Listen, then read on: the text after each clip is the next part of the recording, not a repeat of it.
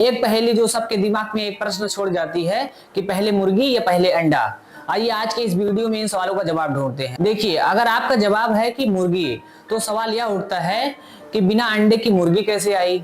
अगर आपका जवाब है कि अंडा, तो सवाल यह उठता है कि बिना मुर्गी के अंडा कैसे आए। और सबसे बड़ा डिबेट यह है कि अंडा शाकाहारी है या मांसाहारी। टाइम में थोड़ा पीछे चलते हैं। लगभग 15 करोड़ साल पहले पृथ्वी पर जब डायनासोर का राज था, उड़ने वाले डायनासोर, चलने वाले डायनासोर, छोटे डायनासोर, बड़े डायनासोर, यह वह समय था कि जब कुछ डायनासोर एवोल्यूशन के कारण कुछ छोटे होने लगे थे, कुछ पक्षियों में बदलने लगे थे। सबसे पहले पक्षियों का विकास इसी काल से शुरू हुआ था। और यह बात सबको पता होना चाहिए कि विकास एक सीधी रेखा में नहीं होता है, यह किसी भी दिशा में हो सकता है जहां वह खुद को सर्वाइव कर सके। इसलिए कुछ डायनासोर टीरेक्स जैसे भयानक डायनासोर में भी विकसित हो गए और कुछ डायनासोर पक्षियों में इवॉल्व हो गए। इसलिए माना जाता है कि आज की आम मुर्गियां और डायनासोर टीरेक्स दोनों का पूर्वज एक ही थे। असल में टीरेक्स का सबसे करीबी एंसेस्टर आज की मुर्गियां और शुतुरमुर्ग ही हैं। सभी डायनासोर आज की मुर्गियां और शुतुरमुर्ग की तरह भी अंडे देते। जानवरों में अंडा देने की कला बहुत प्राचीन है।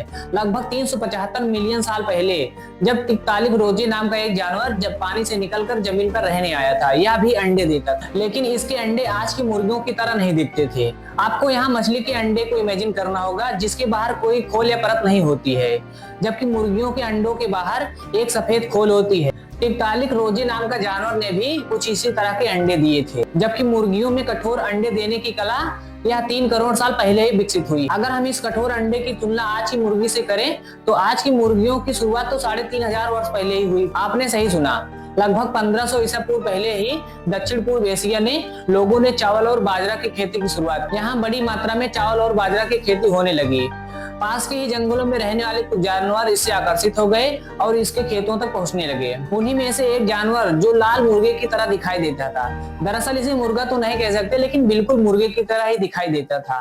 काफी लंबे समय तक खेतों के पास रहने की वजह से लोगों ने इसे पालतू बनाना शुरू कर दिया। हजारों वर्षों में जब इनका एवोल्यूशन हुआ, तब यह आज की मुर्गियों में बदल गए। इस लाल जंगली मुर्गे की प्रजाति अभी भी जीवित है, लेकिन हम यह नहीं कह सकते कि यही मुर्गा है। जिस तरह माना जाता है कि बंदरों से ही इंसान की उत्पत्ति हुई है, लेकिन आज तो बंदर है ना, उसी प्रकार यह लाल मुर्गा भी अभी जीवित है। इस जंगली मुर्गे की प्रजाति का वैज्ञानिक नाम है गैलस गैलस और आज की आम मुर्गी का वैज्ञानिक नाम है गैलस गैलस डोमेस्टिकस। तो यहाँ एक बात साफ है कि अंडों का इतिहास तो लगभग 30 करोड़ साल पुराना है, जबकि मुर्गी का इतिहास केवल 3500 साल पुराना है। यानी अंडा मुर्गी से पहले विकसित हुआ। लेकिन अब आप कहेंगे कि 30 करोड़ साल पुराना अंडा किसी मुर्गी ने तो नहीं दिया था। मुर्गी जंगली लाल मुर्गे से विकसित हुई, यह जंगली मुर्गा किसी और जानवर से विकसित हुआ होगा। यहाँ अगर आप एवोल्यूशन की थ्योरी को समझने में इंटरेस्टेड हैं, तो आपके लिए जवाब तक पहुंचना मुश्किल नहीं है। चलिए हम यहाँ एक जानवर को एक्स और एक जानवर को वाई मान लेते हैं।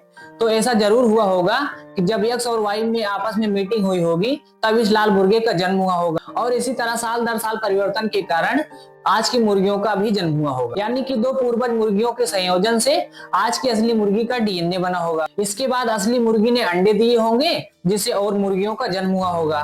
इसलिए इस प्रश्न का उत्तर स्पष्ट है कि पहले अंडा आया, पर यह अंडा किसी मुर्गी ने नहीं दिया था। यह अंडा मुर्गी की किसी प्रजाति ने दिया था, पर हम यहाँ उसे मुर्गी ही कहें, यह बिल्कुल गलत हो। तो आपने इस वीडियो में समझ लिया कि पहले मुर्गी आई कि पहले अंडा। तो अगली बार आपसे कोई भी पूछे कि पहले अंडा आया या पहले मुर्गी, तो आप पहले उससे पूछना कि क्या तुम एवोल्यूशन जानते हो। जब वो कहेगा नहीं जानते हैं, तो बिल्कुल वहां से निकल जाना, क्योंकि भैंस के आगे बीन बजाने से कुछ नहीं होता। इस सीरीज के अगले वीडियो में हम समझेंगे कि अंडा शाकाहारी है या मांसाहारी। ऐसे ही इंफॉर्मेटिव वीडियोस के लिए जुड़े रहिए हमारे साथ।